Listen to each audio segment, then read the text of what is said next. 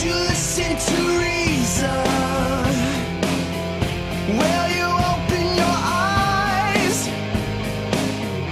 It's a wonder what you'll find with an open mind. You may be surprised. Yeah, gotta get away from this illusion. For the sake of the world, this delusion. It's gotta go.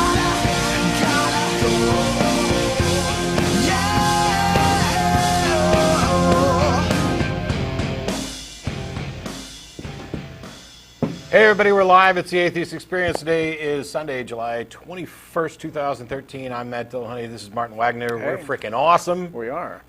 In just Look at generally us. how we feel. And Yes. We're doing well. Yeah. Hope everybody else is doing well also. And this is a live call-in television program. We'll take questions and answers, actually. We'll Because do we're our best. interested yeah. in finding out what people believe and why, and where we agree or more likely disagree. Just based on 8 years of doing the show, that seems to be the case. Yes. And we're always unfailingly polite and never rude. Yeah, that's not quite true. Well, I'm trying to. We Never try. mind. Okay, Well, yes. it kind of goes with the little article Exactly. that I wrote the other day in response to something on Jezebel, which I'm not going to go into today because the author of the Jezebel article, Eddie West, we're in a little email exchange, and I'm hoping that maybe we kind of clear some things up. Oh, well, that's good. That We'll is. see. Yeah. Yeah. Anyway, after this show's over, those of us get involved tend to go to dinner at Threadgill's, 301 West Riverside Drive. The address is at the bottom. We're on till 5:30 p.m. roughly. People will be down there for dinner around 6 or so. But I have house guests this weekend, so Yeah. we're actually starting tonight. But And my brain lately has been so much in like film and documentary mode that I'm going to apologize in advance to people if I underperform today. Oh, see, because now I'm I still was sort of counting like, on you. yeah. Well, I'll do my best, but I'm just sort of like half my skull is in 19th century Austin and half of it's here, so I'm just gonna kind of do what I can and. See, and I was mostly counting on you because I've been gone quite a lot. Like I haven't been on the last couple episodes. I was at the Seco Student Alliance conference, and we had best folks come down and visit us for right after 4th of July. But Okay. Okay. anyway, it is a live Wow. call-in show. They'll have the number up for you. We've already got some people waiting, and no idea one call could take the entire show or not. But a reminder to the callers: first of all, if you're watching the stream, which we suggest so that you kind of know what's going on and know that we're actually live, turn it down or mute it. We have occasionally had problems with phone calls, and it seems to predominantly relate to cell phones, where full duplex support doesn't work. In other words, you could be talking and we could be saying, but, wait, and you can't actually hear us. And so our attempts to be rude and interrupt you make it look like that you're rude and talking over us. Yeah. And neither is true. Yeah. So I'm going to be making use of the hold Yeah. button to kind of We clear ma- that up a little bit. We have, it's a persistent thing because we work in these access studios and there are other shows that come in during the week and use all of our equipment. So audio problems, sound problems, sometimes syncing problems, these are just things that happen. It's the nature of the beast, so. Yeah, we get emails all the time, and I appreciate that people care enough about the show to say, hey, have you tried this, and hey, have you tried this? The thing that a lot of people just don't understand is that I think it's because cable access has pretty much gone the way of the dinosaur in many places. And so we do this at the Public Access Studio here in Austin, Texas. So all the equipment is, pretty much all the equipment is not ours. There's a handful of things, the mics are ours, but other people use it, and we are not going to be investing a lot of money to improve this studio. Yeah, so. Anyway. Things get changed and tweaked all week and then we have to switch it back, so. So let's have some fun and get started. We've got just open it up. John in Chicago. How are you? Hey, what's up, guys? Can you hear me? I Yeah, can. we Can can you hear hear you. us? Hey, how's it going? Hey, nice beard, Matt. Good to see you. Thanks. Well, I can't see you, so I can't say you too. Hey, yeah, obviously. So what's up? Yeah. What's on your mind? Yeah, sorry, the last time I called, I got cut off. You hung up on me, and I did? yeah, Matt did, yes. Okay. When was this? Say that again? When was this call? Oh, it was a few months ago, man. I haven't called in a while. I figured Okay. I'd give you time to calm down after my last call, but Well, I apologize for not remembering it, but be prepared. Anyway, Yeah. what's up? What's up? Nothing much, man. I guess what's on my mind today is I guess I wanted to ask you, what is your take on atheism being a religion, no different than theism other than what you believe? Well, is theism a religion? Well, it's a religious belief, in my opinion, yes.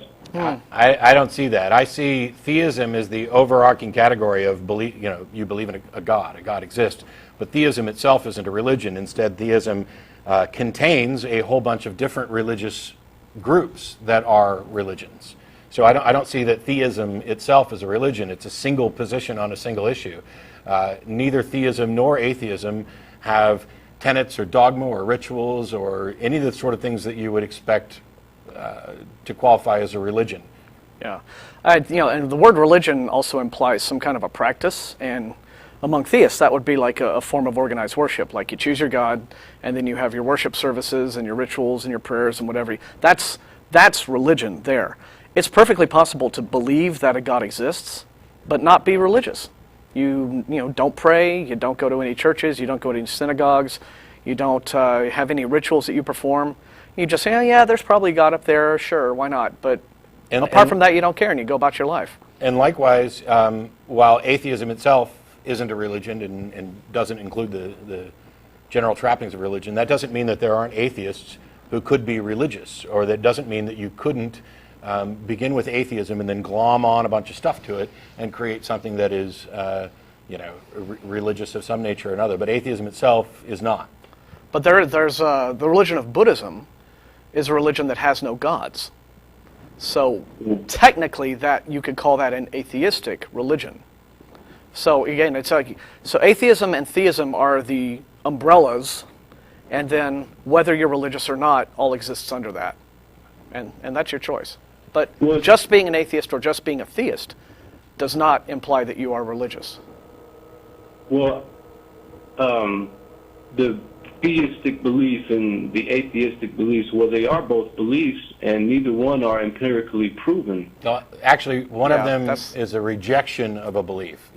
Atheism is not necessarily the belief that there are no gods. It is the rejection of the claim that there are gods.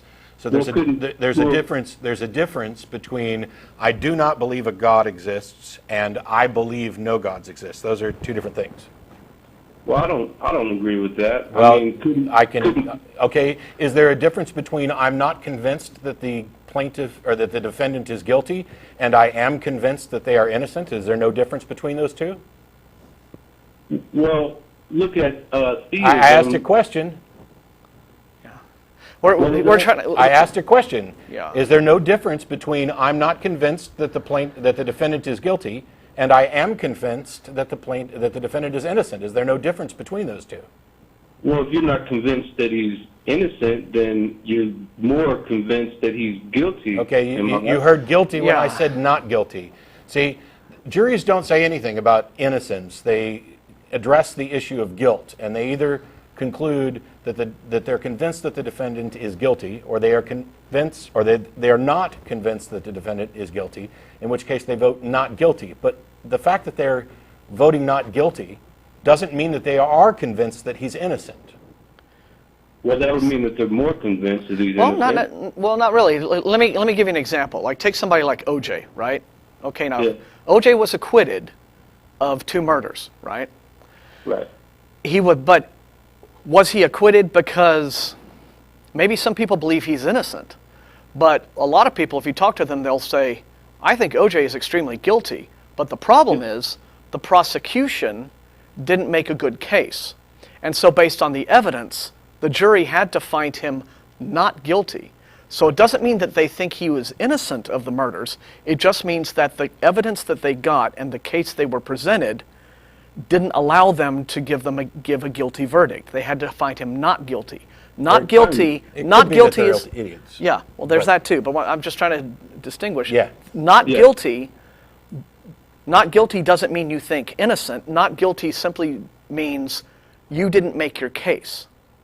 So in the case of theism versus atheism, and I can't speak for other atheists because I'll tell you right now, there are a lot of atheists in the world, or maybe, I don't know, a lot, but there are atheists in the world who would say, Yeah, I am convinced that no God absolutely exists, and here's why. But my personal opinion, all I can say is, you, religious believer, haven't made your case to me. I'm not saying that nothing that could possibly be called a God could ever possibly exist, but what I am saying is that I don't believe in your God because your case wasn't made enough for me to be convinced. So back to the original question, because I said that not believing in God is not the same as believing there are no gods. Are you okay with that now, or do you still reject that? Do you get what we're trying to explain to you? I get completely what you're saying, and it Okay. makes sense. Okay, so... Move on. All right. From another side, there are only two choices here. Yes. Either there is a God or there isn't. Correct. And for me to say, well, I could say theism is just a rejection of atheism, if No. that's the case. No, because No. atheism is not the assertion that no gods exist. So, Then why aren't you an agnostic instead of an atheist? because, okay, first of all, how do you know I'm not? See, agnosticism and atheism aren't mutually exclusive. One addresses what you believe, and the other addresses what you know or claim to know. Yeah. So the reason theism isn't the rejection of atheism is that atheism is not the assertion of a positive position for theists to reject. The claim is some God exists. If you believe that, you're a theist. If you do not believe that, you're an atheist. But don't you have to believe either way? No, didn't No, we you just don't. cover this? Okay. Yeah. Again, do you have to believe that OJ is absolutely innocent simply to Here. to believe that he's not guilty? Let's go back. There's- There's a video on my personal YouTube channel that uses a bubblegum analogy. So I've got a jar on my desk of gumballs. Now, the number of gumballs in that jar is either even or odd, correct? Correct. Those are the only possibilities. Right. So if I say to you, the number of gumballs in the jar is even, do you believe me? I would have to be agnostic about it. No, wouldn't I? that's not what I asked. I asked, do you believe me? I have no grounds to believe or disbelieve. Well, no. Yes, you do have grounds. See, every claim has to be proven. Here's the thing. If I say the number of gumballs is even, do you actually believe me? Are you convinced that the number of gumballs is even? Just based on his... That's it. Statement of Are you belief. convinced that the number of gumballs is even? No, you cannot be Okay. Now, Yeah. now you're not convinced. Does that mean that you are convinced that the number is odd? Not necessarily. Correct. There, you and got so it. this is exactly the same. Theists have made the claim that the number of gumballs is even. That equates to some God exists. And you I reject do not. that. I do not believe that. I reject that claim is true, but that does not mean that I accept the opposite. Well, what do you base your rejection on? That it hasn't met the burden of proof. Same reason you rejected my assertion that the number of gumballs is even. You don't have enough information to confirm it sufficiently to justify belief. Right. Well, Right. To my point, it would seem that you can't assert either way with certainty, neither atheism nor theism. So why? No, not neither atheism nor theism. You're confusing things. It's atheism and theism are what you believe about one claim, that a God exists. They have nothing to do with what you believe about the other claim, that no gods exist. Yeah. See, You keep putting theism in the number of gumballs is false. And that's not the accurate assessment. The accurate assessment is that atheism is that the number of gumballs is not true. It is not even. It's not been confirmed to be even. We do not believe that it's even. Yeah. Again, it's Right. I don't believe that there is an even number of gumballs in the jar. Is not the same thing as I do believe, and I firmly believe, that there are an odd number of gumballs in the jar. And Well, so let's be honest here. I the mean, mistake. arguments for theism and atheism. Well, no. are- The mistake you're making is that when you try to draw the analogy between you look at the gumball analogy and you try to apply it to theism and atheism, you're making the basic mistake of thinking that the atheist position is the positive claim that there are an odd number of gumballs. It's not. It's simply the atheist is simply the person who says the guy who's claiming that the number of gumballs are even hasn't made his case. Well, Right? so would agnosticism. They would say that there's not enough evidence. to convince because either way. agnosticism can go either way. Again, as Matt said, agnosticism doesn't have to do with what a person believes. It has to do with what you claim to know. I've met Christians who are agnostic, okay? Practicing Christians, church-going Christians. They'll tell me right to my face, I can't tell you that I know for a fact that God exists. I can't prove it. I can't give you hard proof. I believe it with all my heart, but I know that I can't look at you in the eye and give you the proof and say, here, I know that this is true. So that's an agnostic. We just need to drop the term agnostic from this entire discussion Yeah. because it is irrelevant. Yeah. You either believe the claim or you do not believe the claim. There is no middle ground. Yeah. Okay, so let's follow that to its logical conclusion. I'd love to. If there's only two choices, Correct. either Yes. the world was created or it somehow emerged or created itself. Those are only two options. Well, I don't know that that's even. Yeah, I don't know that that's... Yeah, See, again, that's you a- have to use a direct negation. Either the world was created by an intelligent being or it was not created by an intelligent being. Those are the only two possibilities. Yeah. Right, Okay. I agree. And, Good. and if you Now- say that it was not created by an intelligent being, or if you say that you don't believe it was created by an intelligent being, you're not making a statement about how you do think it was created. You're only saying, I don't think that that explanation for the creation was right. But anyway, go on But with your go point. on, yeah. Well, it boils down to only two choices at the end. All semantics aside, it is either it was or it wasn't. Now, if you reject one claim or assertion or belief that it was or wasn't, then you are only left with the other unless you claim agnosticism, which is why I know either way. Okay, stop. If you reject that the number of gumballs is even, are you only left with odd? No. You're left with I don't know, and that's why you keep going back to agnosticism, which is entirely, as I've pointed out, irrelevant because it addresses what you know. I do not believe the number of gumballs is even. I do not believe that a God exists. That tells you nothing about whether or not I believe the number of gumballs is odd or whether I believe that there is no God. We're only addressing a single prong of the claim. There are two possible things. The universe was created by a God or the universe was not created by a God. Those are the only two possibilities because they are direct logical negations. But when we're constructed, but hang on, John, hang on. But when we're talking about what we believe, we only address a single prong at a time because it creates logical inconsistencies if you try to address both prongs. That is why syllogisms are constructed by statements and not questions. Was it God or not God? You will never get a syllogism that has that in there. Instead, what you have is a premise, some God created the universe, and you address that premise in the argument there. You don't get to or start from questions, so you can't start from or end with multiple prongs. And the problem that keeps popping up, and if we sound frustrated here, it keeps popping up, and we don't know why it's so hard to clarify people on this. Knowledge claims and belief claims are two separate categories, and people always want to conflate. Well, they're nested. They're nested, but knowledge is a subset of belief. But at the same time, what you claim to know or don't know does not necessarily have anything to do with what you believe or claim to believe. As I pointed out, I have met theistic agnostics. I have met theists who tell me, I don't know, but I believe. So that's a person. That's a distinction. It's a non-trivial distinction. So John, let me say this. You said if you're left with either the opposite or agnosticism. Fine. I'm an agnostic. What's your point? Yeah, I mean, I'll admit right now, I'm agnostic too. Okay. And I'm also an atheist, by the way. Yes. I get what you mean. You're an atheist towards certain claims about God. I understand that. No, I'm an atheist. Well, all right, never mind. Go ahead. Well, let's be more specific, okay? Going to the DNA molecule, which is the dictator of life, there are only two choices on how that came about. Either it was an accident or it was intended. Well, no, it was either an accident or it wasn't an accident. That's why we get back to direct logical... John, stop. Everything, if you're going to say there's only two choices, they'd better damn well be direct logical negations.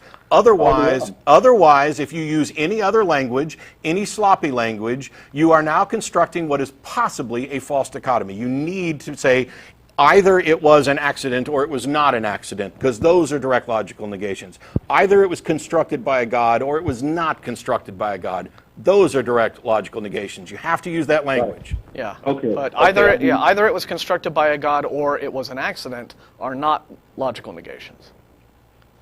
Well, the opposite of accident is intended, or No, the opposite of accident is not an accident. Now, there is a context. See, what? here's the thing. Is true and false as two options, is that a true dichotomy? Are those direct logical negations? Well, let's be specific here. I'm asking, okay, there are two possibilities, somebody says. Either it's true or it's false. Is that an example of a direct logical negation? Not necessarily, but Good. we have to be specific Okay. on what we're talking about. Right. Well, there we but go. if you say it's true or not true, that is a direct logical negation. Well, then let's examine the evidence. Well, If we can't DNA examine the is evidence dictated until by we... information, John. and we know that information can only come John. from... John, we Yeah. can't examine the evidence until we get to some kind of grounding on what the actual claim is and how we're going to go about addressing it. And so Well, far, that's what I'm trying to get to. I'm trying to get to the specifics of... what is we're the talking claim? about. We all agree that life is here. Life had to get here somehow. Okay? There's only really honestly, only two explanations. Either I got a the dollar. DNA molecule was intended with a purpose and a design, or it somehow emerged naturalistically. Now, we know that information in DNA is a tough obstacle to overcome naturalistically, Why? because there's no natural mechanism that can create and encode. Is there? Do you know that? How do you know that? Yeah.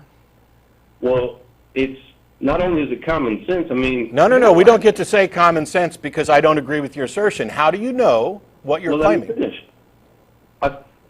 We know that information only comes from an intelligent source, a mind, How do you know that? Do you know that? Yeah. because every scientific And how are you experiment- defining information?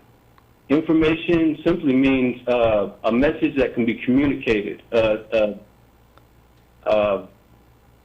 Basically, yeah, a message that can be communicated between the sender and the receiver. It's different than a pattern or So this has what to do with, for example, biological mechanisms? well, because biological If you're- if- mechanisms if you're- are dictated by the information in DNA. Yeah, this is an entirely chemical, natural process. Well, no, I don't think so at all. It's Well, then you're wrong. Wait. You're asserting I'm wrong based on what? There has been no demonstration that anything other than naturalistic processes is involved, and a demonstration that naturalistic processes are sufficient to do this DNA reproduction. So you're saying there's scientific evidence that the information code in DNA arose naturally? Well, I've- all of the evidence so far points to a naturalistic solution, not only being Well, that's just not your only assertion. being not only being sufficient. Well, go ahead. That's just your assertion. No, Well, it's John, not. John, here. Let me help. Let me sort of This lead. isn't Let me help. kind of lead you through this very briefly, and then we may have to go on. It's but- a bad idea. Yeah. All right. You keep saying the scientific this and that. Okay. For your claim to be scientifically valid, it has to withstand what's called falsifiability. You know what that means in science? Of course, yes. Okay. Well, I could ask you to explain it, but we'll just move on. All right. I can explain What? it What? if What? you What? need to. Okay. Well, the thing is, what would you expect to see? What do you think we would expect to see in biology in nature if DNA and the message in DNA were not actually the product of an intelligent, purposeful mind? Yeah, designing we're off track and we let him Yeah. off the hook. You Yeah. said that it's impossible for information to arrive without an intelligent source. How did you reach that conclusion? Because to me, it reeks of argument from ignorance. Yeah. It's not an argument from ignorance. It's an Okay. argument based on what we know. We well- know that. And I'm trying to get to how you know this came from. This had to have come from a No, source. I want to know how you know that it's impossible for this to happen without a guiding intelligence. That's the assertion you've made, is that it is not possible for this to occur. And that sort of broad, universal negative is one where I would very much like to know, how do you justify that? Yeah. And that's why I'm asking you about falsifiability. I'm trying to get to how you know it would have been impossible for this to have occurred without a God. Tell me what DNA without a God behind it, how it would look. What would we expect to see in biology? Let him answer. Yeah. I just want to make sure he's understanding what I'm saying. I do not know what DNA would look like if it came about naturalistically, and neither does any atheist or scientist at all, because we haven't been able to demonstrate any natural way that information could arise on its own. And I think information you don't have any qualification to say that. No. You're saying that it must be natural. It must require a supernatural source, and it's impossible for it to. You said it's impossible for it to arise by naturalistic means because we haven't seen any naturalistic means by which this could happen, and that is by definition an argument from ignorance. No, I don't think so.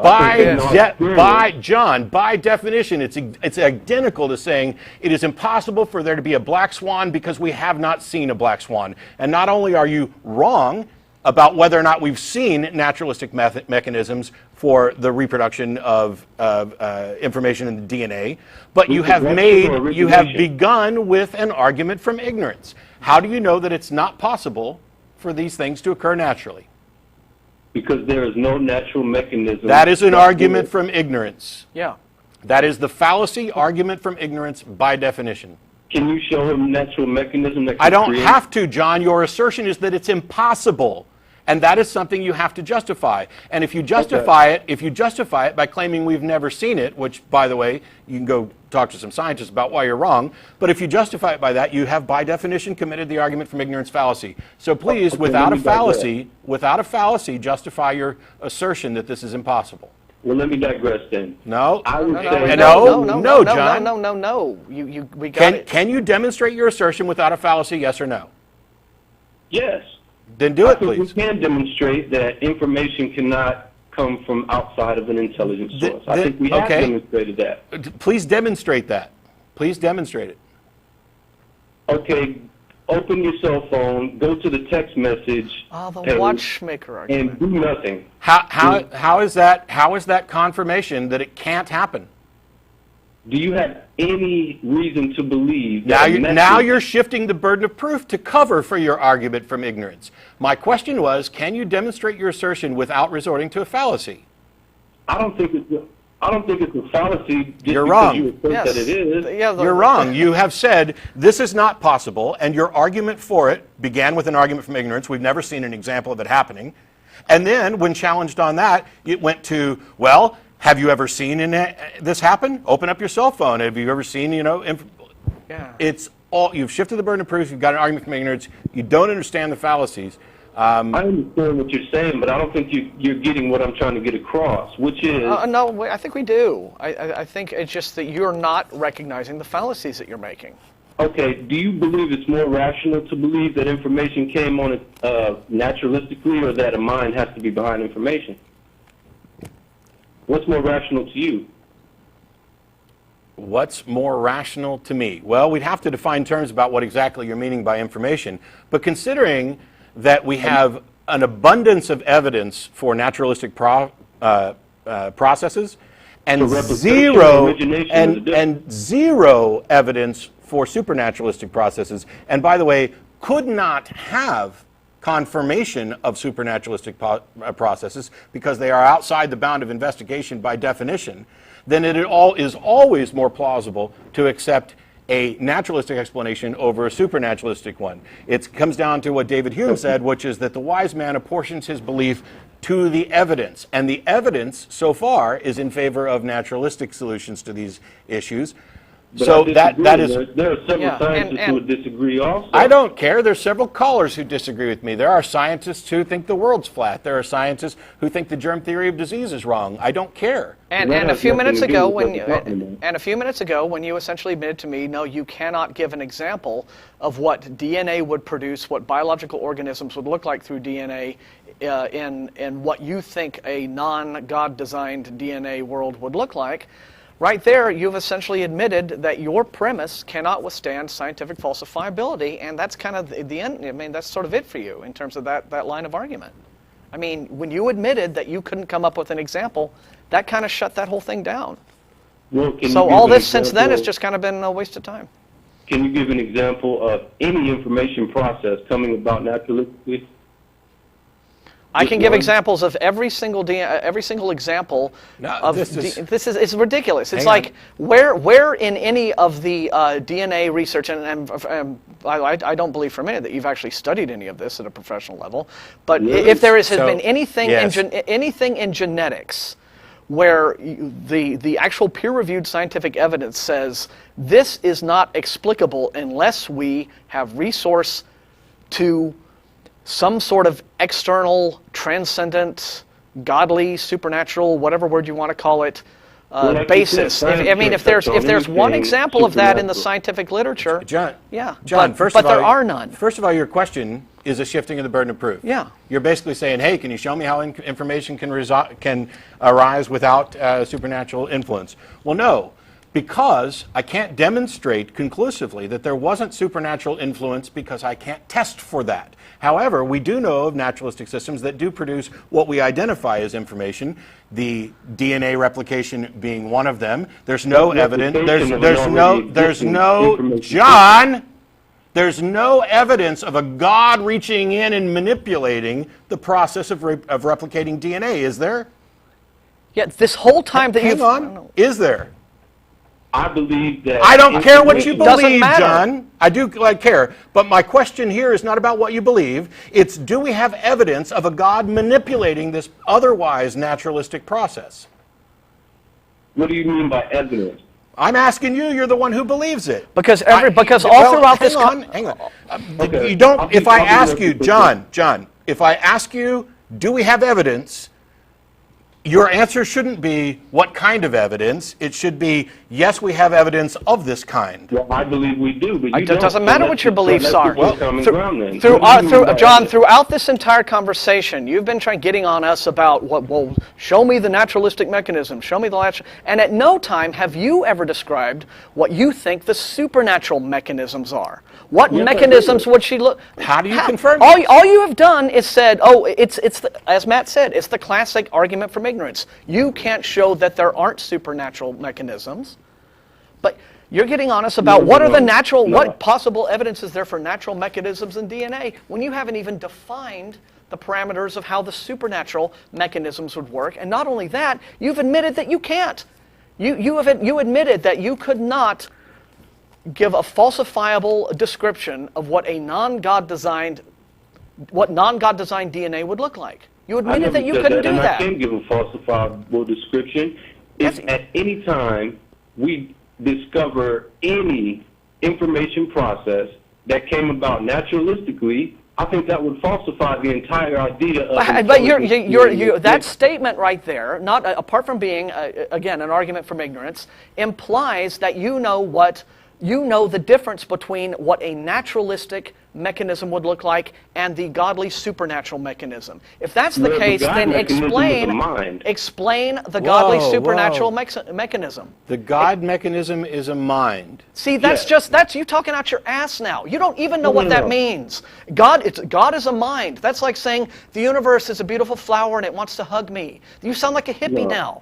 All right, I mean that is a completely content-free explanation. God is a mind. Look. Okay, so we tend to explain things in terms of other things that we understand. You cannot offer God as an explanation because God has no explanatory power. It is. I didn't say God one time.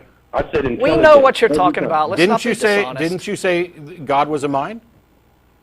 Well, you said God, and you said where was the mechanism? Okay. I said, well, the mechanism was the mind. Stop, John. Stop. John, do you believe in God? I believe in a creator, whatever you want to call him. Okay. John, would you be okay with the word God as a label for your creator that you believe in?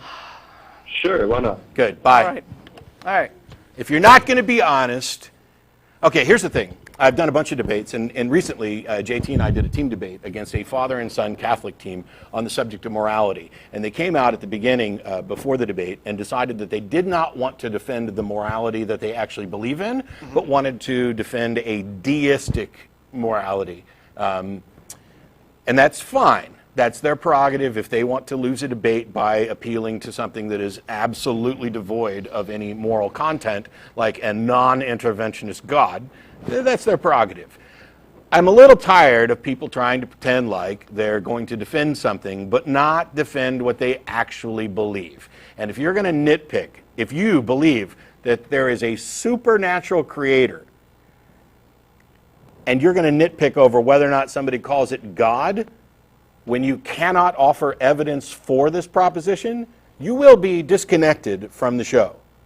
Okay? I have no interest in time wasters and dishonest arguments. There was a lot of back and forth and a lot of heat and a lot of I said this and you said this and no we didn't. Here's the simple assessment of that entire call. Hey, I don't see how information could arise without a supernatural explanation. Well, so far, the only thing we've found is naturalistic causes for these things. But you don't know that there's not a supernatural element to it.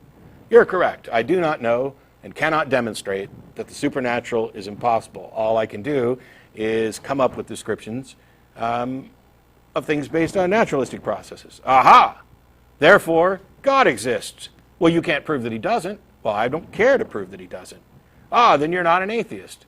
And we're back to square one again. Mm-hmm. Here's the thing. Why doesn't that same argument occur for other things? I can't prove that God didn't fiddle with the water molecules in my water cup here.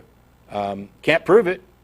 Why don't you point to my cup of water and say, you can't prove that God didn't make that water colder for you, therefore God. Dragon in my garage, all kinds of examples. When you take these arguments, you muddle around in things that you don't understand, in aspects of science that I'm not qualified to actually comment on and wouldn't, or would try not to. Just think about, what is the same argument if you substitute something else? After all, according to you, you've got this creator who did everything. By the way, if you believe in this creator God, okay, fine. We see no reason to agree with you. But I want to know about the other beliefs. What do you think this creator God does or did? Yeah. It's my same impatient with the logical proofs. Tag and Callum and what have you. It's like the people arguing those. Is that really the reason they became Christians? I can't recall from the days when I went to church. Well, I have a little problem with that, and that is that for example, I am convinced nobody's ever become a Christian because of Tag. Yeah. However, if Tag turns out to be a logically valid and sound argument for the existence of God, it doesn't matter how they came around to believing. The argument itself deserves to be evaluated. On its own terms. To determine, sure. yes. Yeah.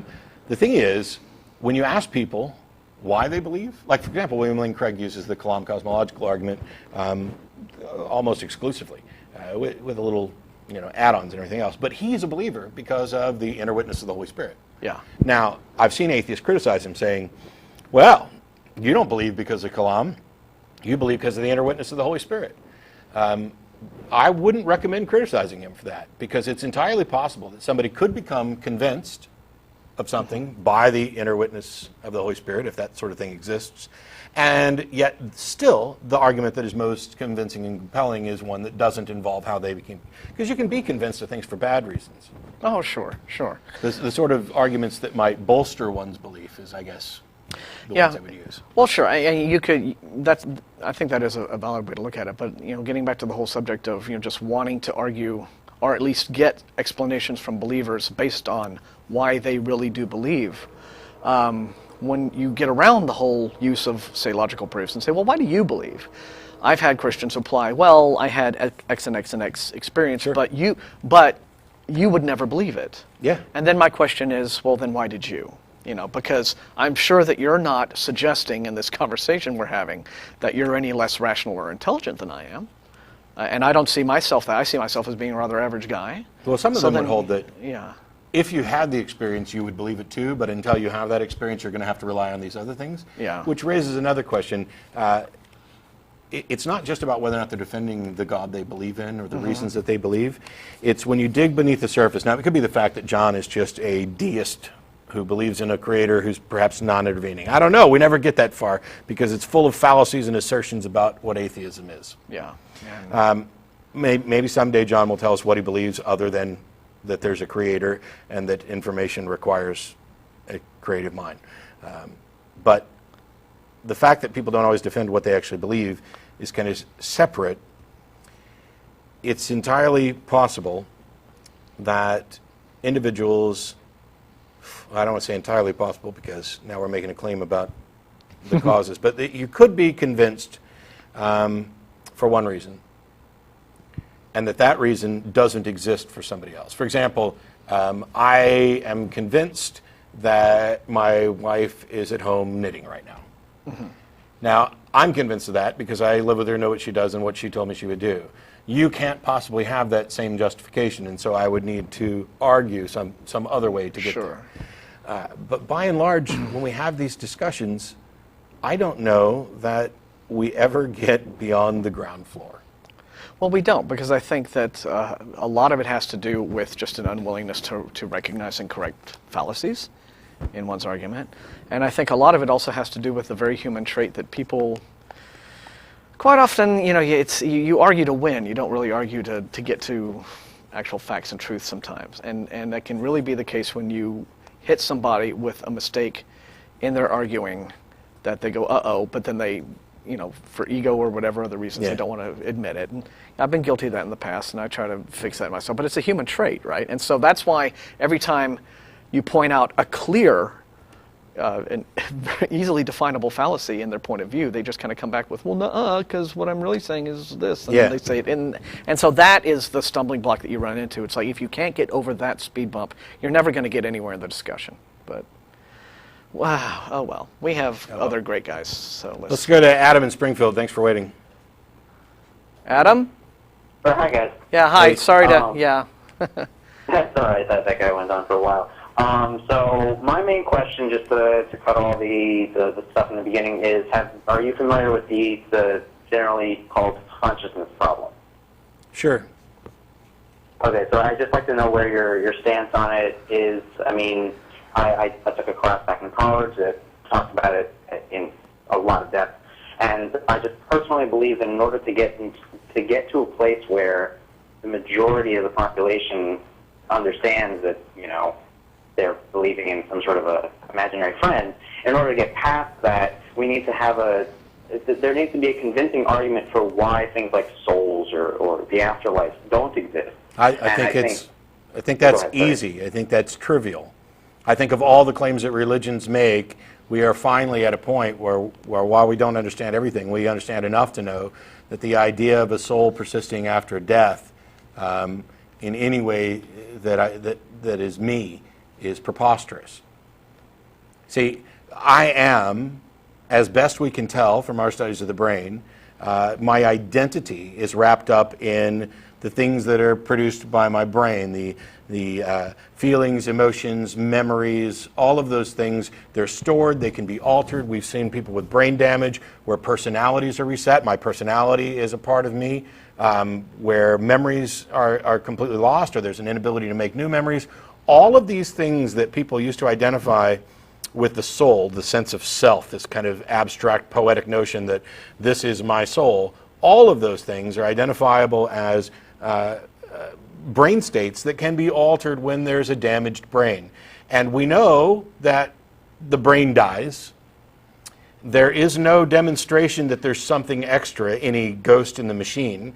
And if, for example, we could reboot my brain to where I have no personality and no memories, let's say a minute before I was scheduled to be executed, then I died a minute before they executed the body that contains all this.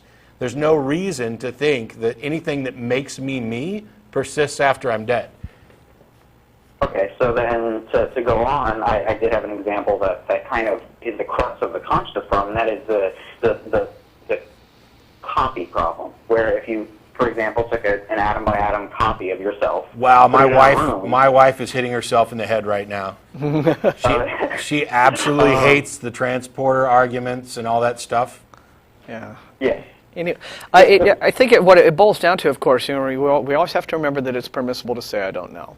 And a problem that you run into with believers is that they go right from that to an argument from ignorance, and you always have to sort of hold them at bay with that. It's, again, just because we don't know everything that we could know yet about how the brain works and about how consciousness works and about how personalities develop, et cetera, does not mean that those gaps in our knowledge get to be filled with a supernatural explanation. Yeah, and that's a difficult thing to explain to believers, but I don't know is the only valid answer to give when you don't know the answer to a question. The purported problem, the problem that you're expressing is one where you seem to be willingly shifting the burden of proof, that we need to come up with a way to disprove a soul.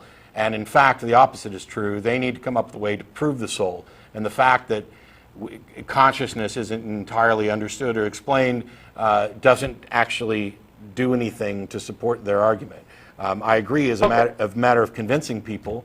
If you're trying to convince people of anything, you have adopted some sort of burden of proof, and so there's a little bit of onus to do that. But part of this is that demonstrating that they have no good reason to believe this and can demonstrate no good reason to believe this. Yeah. It's like the thing that we tell creationists many times, which, again, they have a really hard time getting, which is that even if we came up with tomorrow, Monday morning, first thing, some scientist had a eureka moment and came up with the thing that completely disproved evolution by natural selection, Darwinian theory, as the explanation for biodiversity, that would not, by default, make creationism correct. Yeah. Creationists would still have to develop a workable, falsifiable scientific theory of creation that met all of the rigors and went through the whole process. Disproof of evolution would not be an automatic win for creationists. They don't get that either. So, but to answer the transporter problem as briefly as possible before we move on, the Star Trek style transporter, when you step in it, you die. Yeah, and honestly, that's what I've been coming up with too. Yep. Is we're not going to get there. Yeah. Well, the question that's always a follow-up that's good is, does it really matter? Is it good enough that there's a copy of you going on? And for a lot of people, it is, and for a lot of people, it's considered equivalent. Not for me, but yeah. I think the problem with it is it kind of halts science to a degree. But the other problem with it is then how do you explain what consciousness is? If consciousness is something that is, if you die, then I don't know. It makes the problem even harder to solve. Why? As far as we're aware, consciousness ends at death. Okay. All right. Then all right. So then, is there a part of the brain that is consciousness? Could you go in there and pluck it out and put it somewhere else? Does consciousness exist in a discrete location in the brain? Yeah. Not that I'm aware of. But what we do know is that, well, the best explanation I've heard, and this comes from Dennett and Consciousness Explained, is that it's an emergent property of the brain, just like wet is an emergent property of water. It's just that this one is rather peculiar. It's this idea of self-awareness. Okay. Yeah.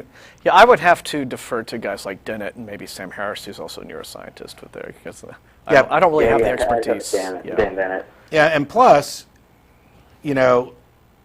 whether or not we have an explanation for consciousness and whether or not a soul actually exists, no real bearing. I mean, even if we prove that there's a soul, we haven't proved that there's a God. But if you prove that there's a soul, then you have opened up the very horrible door of extra physical stuff. Well, yeah, and that's really interesting. And as soon as that actually happens, then I'll have to dig in and figure out exactly where we sit. But until then... It would be exciting but scary at the same time. Well, until then, much like the transporter, it's science fiction. Yeah. Cool. Thanks, Adam. Appreciate it. All right, thanks. We've got Kyle in Warsaw. How are you? Kyle? Hello, Kyle.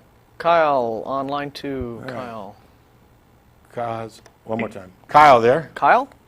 Hi, can you hear me? I can hear you now. It was yes. my fault. I hit the wrong button. Thank you for holding for so long.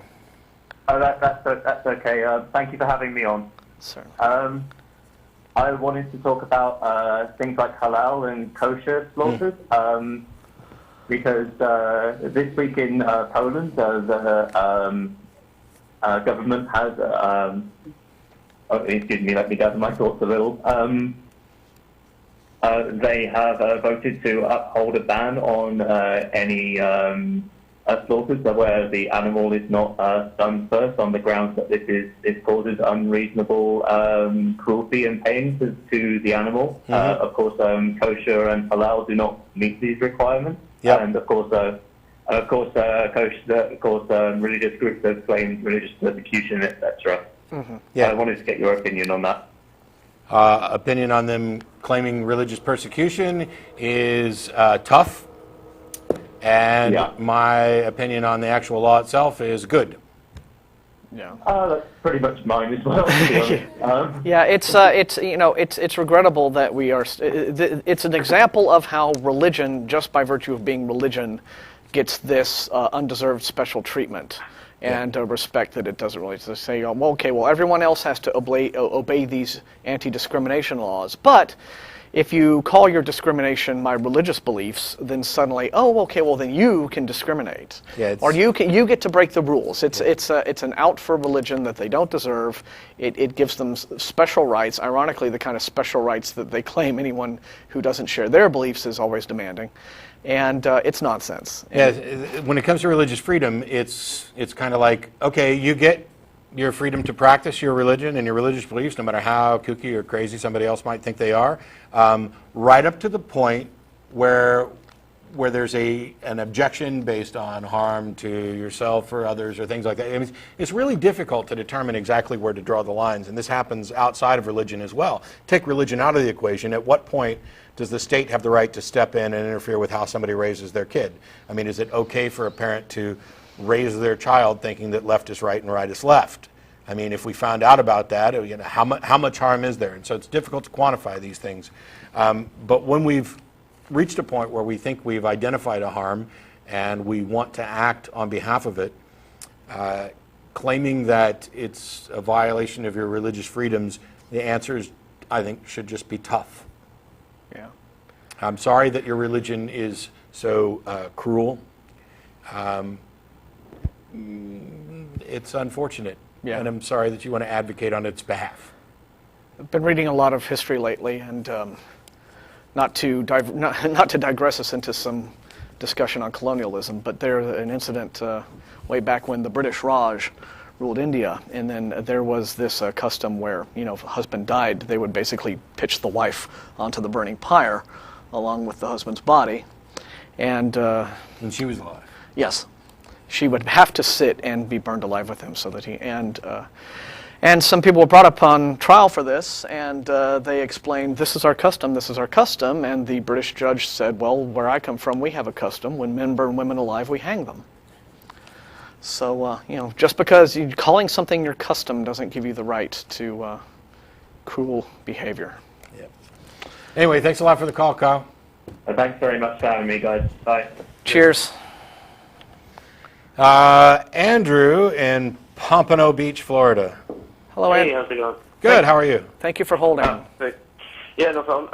Hey, I was just wondering because sometimes I debate with somebody who's Christian, and he always seems to say that he believes because of the Gospels and the fact that they are in sync, I guess, or they correlate with each other. Mm-hmm. So I was just wondering, what do you think of that? Or Okay, let's imagine for a second that the synoptic Gospels are completely in sync and never in disagreement. Is that enough to justify believing that somebody raised the dead, walked on water, turned loaves into fishes, or created loaves and fishes, or multiplied loaves and fishes, and is the one and only pathway to an eternal life? No, I guess it would just be kind of ironic that people, I guess the argument is people from different sections of, I guess, the Middle East and so on, with different languages at different times were speaking about the same stories. Okay, now when we're talking about the synoptic Gospels, we're talking about three authors over the span of maybe 75 years or so in the same area. I don't think that it's worthwhile to say that, wildly different individuals with different languages and ideas were. I mean, first of all, they're telling the same story. Yeah. But there's not this wide variety between the three synoptic Gospels. And by the way, they're not in complete agreement. If your friend thinks that they're in absolute agreement, tell them to look up the Easter story in all three of them, and draw a little chart of what they each say happened in what order. Yeah, I think he's more so of broader themes. Oh no, just not taking it upon himself to do similar things as to what you just said, but more so to listen to a pastor of some sort, and kind of what he says is how it is, and he never. So you've got somebody who's over it. You got somebody who's saying they're convinced because the synoptic gospels agree, when they really don't know whether the synoptic gospels agree or not. They've just been told. Yeah. So in addition to pointing out that that's not enough, I would point out the hypocrisy and the intellectual dishonesty in them claiming that these three books are in agreement because their preacher said so, when they haven't actually gone out and done the work themselves. Yeah. Yeah. Yeah, you should say, don't just listen to this guy. Read them yourself. Think for yourself, you know. If we all listen to preachers, wow, what a freaking miserably crazy world that would be. Oh, I think we can see some examples of exactly how the world would be. Yeah. You know. And pick your preacher. Yeah. Some of you might get Jim Jones and end up in dead. Yeah. You know. I totally agree. One more thing, if you just maybe. We were talking about the Westboro Baptist Church and how they said they were just recently going to maybe picket a funeral of like 18 firefighters who had died because they were in agreement with homosexuality. And he's kind of offended by that and says he doesn't understand how they can do that. But isn't that what they're supposed to do? Preach against things that they think would send people to hell? Yes and no. So the thing is, if you want to ask, are Westboro's positions more biblically accurate than the person you're talking to, the answer is probably yes, although there's plenty of different ways to interpret it. However, there's nothing in the Bible that says thou shalt picket funerals. And Westboro isn't concerned at all with fulfilling a great commission to save souls. They're not there to say, turn from your wicked ways and turn your eyes upon Jesus and you will be saved. They are just out there being douche nozzles, for publicity, gleefully rejoicing in, ha ha ha, God's going to smite you. And I don't see too much in the. You could probably justify it with some verses, but they're Jesus trolls. They're just we are trolls. out of time. There's a bunch of names up on the screen. There are the people who make the show happen. Thanks, Martin, and thanks to our callers. Good to be back. We got to let you go, Andrew, but thanks so much. And to the studio audience, we'll see you all next week. Let's do the music ourselves. Da da da da da da da da. Da da da da da. Open your eyes.